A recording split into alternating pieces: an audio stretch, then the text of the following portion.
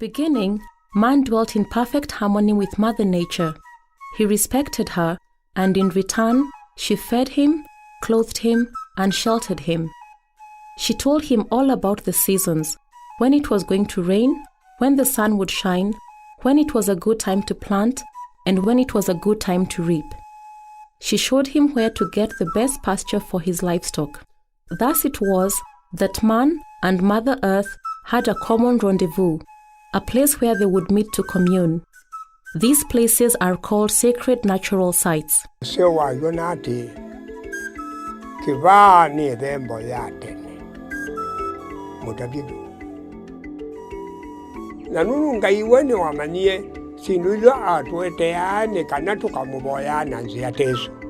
Sacred natural sites are places within ecosystems such as forests, mountains, rivers, and sources of water which are of ecological, cultural, and spiritual importance. They exist as a network embedded within a territory. Man acknowledged the laws and cycles of Mother Nature. As such, his spirituality, his dominion, his culture, his social and economic life were centered on the ways of Mother Nature. He recognized and respected the territories which contained the sacred natural sites. Man recognized that such territories were inclusive of horizontal, vertical, and energetic domains rather than political administrative boundaries. He understood that a territory includes plants, animals, the ancestral spirits, all life in the land, including human beings. He also understood that sacred natural sites reach deep into the earth, including and beyond the subsoil, rocks, minerals, and up to the celestial constellations in the sky. Generation after generation, man taught his children the importance of sacred natural sites and territories. He taught them that these sites were of paramount importance to their communal way of life because they served as spiritual and cultural sanctuaries where the spirits of their ancestors rested. Ila na imwana ke noni ondu ute museti na matuku lakini ila tinathini muno twasioka aseni maitu nundu nitwitho ambumbano nichauki ututhini aseme tikilana kana community twetikilana zino tusiokiye maundu maitu makithio kitu cha nundu twasembie tasembania amuzungu twethia ni twa lakini jukwa wakati u ithi tusiokete magwithiruluko maitu na sivyo situ andu aingi ni maliketio manya kana muika nuliketio manya mathembo ni maki katene mainese. Custodians were called to take care of these sanctuaries. They conducted ceremonies and rituals for the welfare of the community. Wia wa kwanza cia mathembo ni wa kusaidia atumia kumatwa ya kiwu kana etheme onao undungi mekwenda kana kumatangazia andu alangi ni matavie maende kwina umya wa mathembo.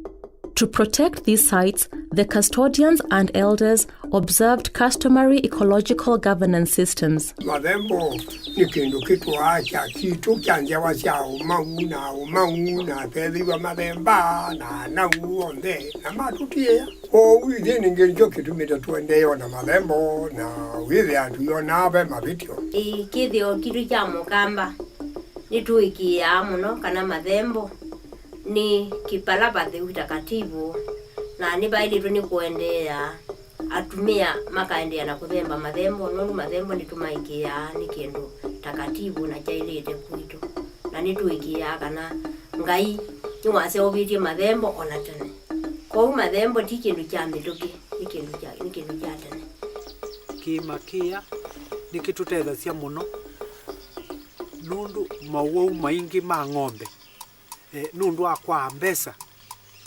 itukwata matuma mete tukakimia ng'ombe situ sina mawau ikapoa na isevu mbesa mbinge. And so it went. Mother Nature ensured that man lacked for nothing. She made sure that he had enough food to cater for his family's needs and the needs of the entire community. She gave him crops that were resistant to pests and drought. Man lived in a balanced and self-sustaining ecosystem. In return, The custodians of these sacred natural sites acknowledged Mother Nature's goodwill and providence by way of celebration and rituals. Knowing the source of his good fortune, man respected these sacred natural sites, which, incidentally, existed in the most vital places on earth: forests, water towers, mountains, wetlands, and valleys. As man's desire to fill his vats with wealth increased, he began to rely less on the providence of Mother Nature. In his quest to power development, he began to mine for precious stones, metal, coal, oil, and construction materials. Majority of these resources were found in virgin lands in far-off places. The only way he could acquire these materials was to colonize the people in these lands.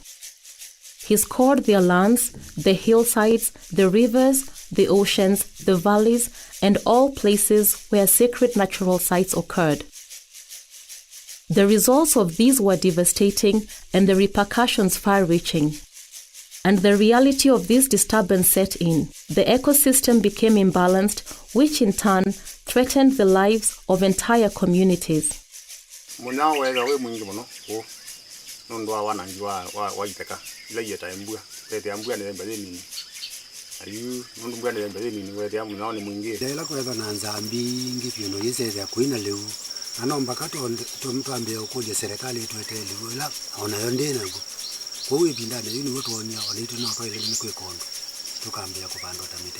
Yu epindane yeru kame su amina munya su amina kudela ni twande ye ona kubanda on bewo yi tuwete we serikali lakini tina awangilile na nyanya twambia kubanda yu bewisi tu ya kiasi.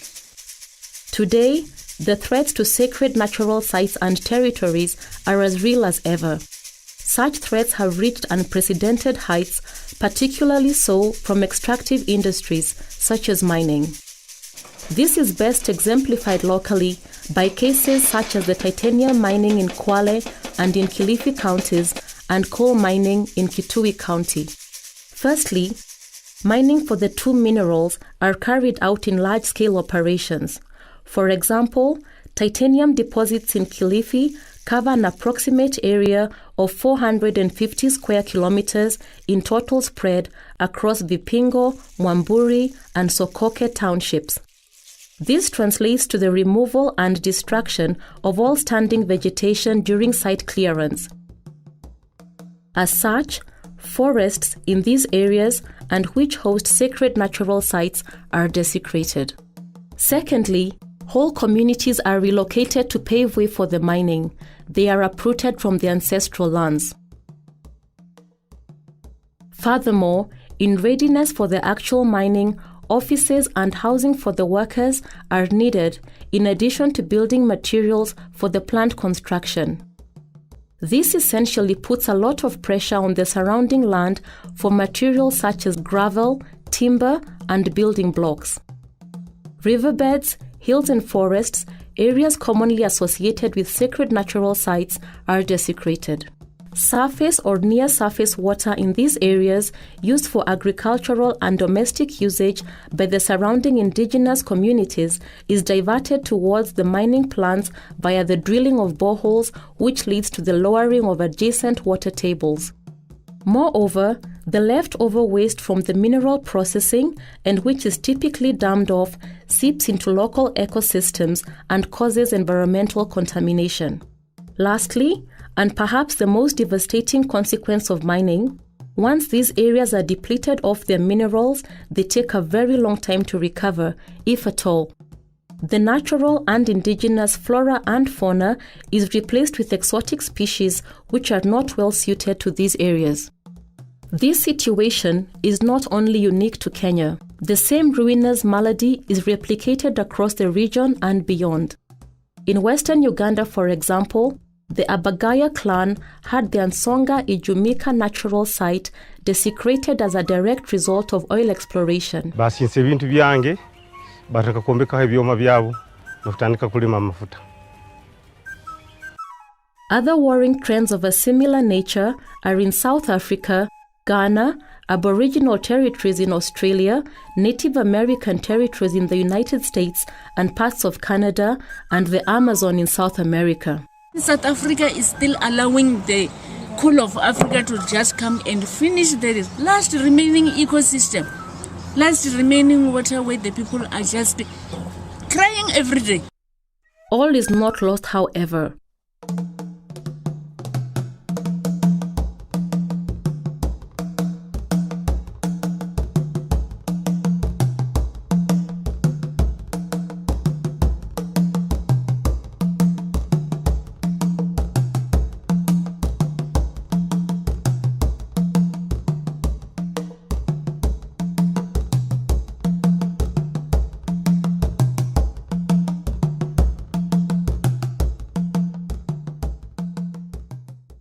We can play our part in ensuring that the rights of local and indigenous communities and custodians of sacred natural sites are recognized.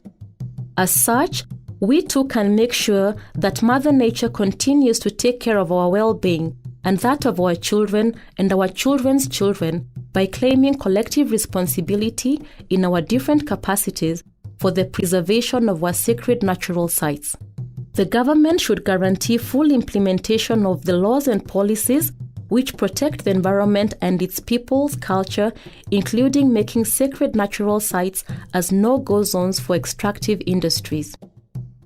The civil society should lobby for strengthening of laws which govern sacred natural sites, such as the introduction of stiff penalties to discourage the desecration of sacred natural sites. Elders and communities, as the custodians of sacred natural sites, should lobby for greater recognition of these sites.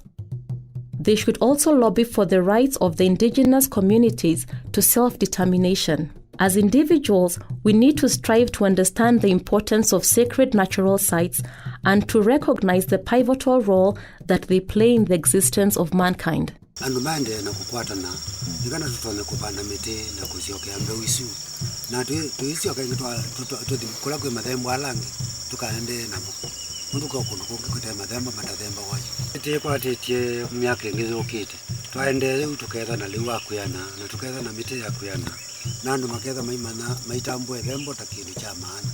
Finally, we all need to acknowledge sacred natural sites as the source of all life.